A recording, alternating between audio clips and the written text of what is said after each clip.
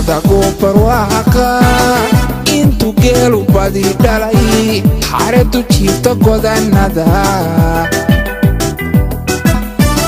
kaafiyo aroosiyo guri ku gaangamo xariirkaaga dhiga gogol sida geeyadii bari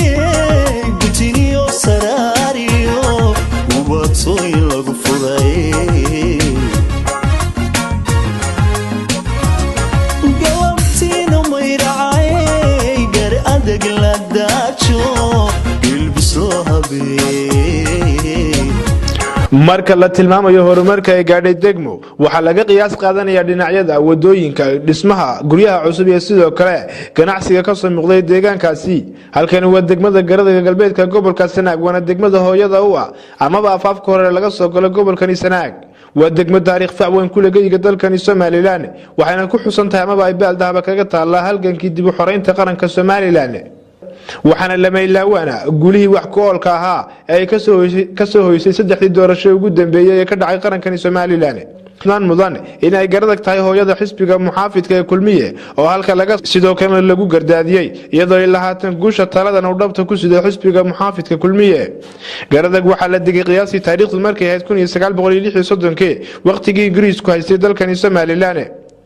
Garadag waxa ku yaala geed caan lagu magacaabo gob Garadag oo ah geedka wax garadka iyo sidoo kale samataliska wana geed ay ku xisaabtamaan bulshooyinka Soomaaliland markay xaaladdu guracanto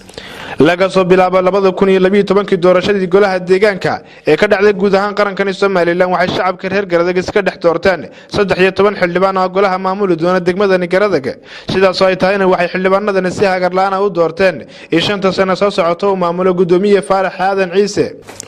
waxaana xusid mudan marka dib loo milicsado ka hor doorashadii 2012 sanadkan 2018 in faraq weyn u dhaxeeyo degmada Garadag labadaasi waqti marka la helo maamul u carbisan shaqada ay qabanayaan ayna bulshadu u soo jeedo waxa la gaari karaa horumar ay ku talaabsato degmooyinka dhigeeda Garadag waxa muddooyinkan soo dhaafnay ka soconaya horumar aan la ilaawi karin isla markaana lagu xasuusan doono maayirka degmada Garadag iyo waliba xildhibaanadiisa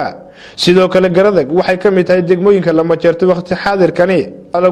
marka la soo hadal qaado guulaha xisbiga kulmiye gaaray waxa maskaxda caafimaadka qabta ku soo dhacaysa inay Garadag tahay hooyada xisbiga kulmiye isla markaana xisbiga xambaarta guusha hantido degmada Garadag waxa waqti xaadirkan ku soo badanaya dhismaha wadooyinka dhexmara xaafadaha dhismayaal guryo cusub agabka gaadiidka ciidamada iyo sidoo kale gurmadka degdega ah martida xabsiga ugu weyn gobolka Sanaag oo hirgeliyay gudoomiye Faarax Aadan Ciise oo kaashanaya golihiisa deegaanka sidoo kale maamulka Garadag waxa uu xal u helay maareynta iyo sidoo kale maamul dejinta bulshada ka baxeen isla markaana soo galay gudaha magaalada isku soo wada duuba horumarkan ka socda degmada Garadag waa mid aan indhaha laga qarsan karin isla markaana u baahan in la isla barbar taagan laguna taageero maamulka hawshan oo shaqo ay gacanta ku hayaan Axmed Shaamic Aadan Axmed Digro telefishinka caalamiga Soomaaliya News TV Boorco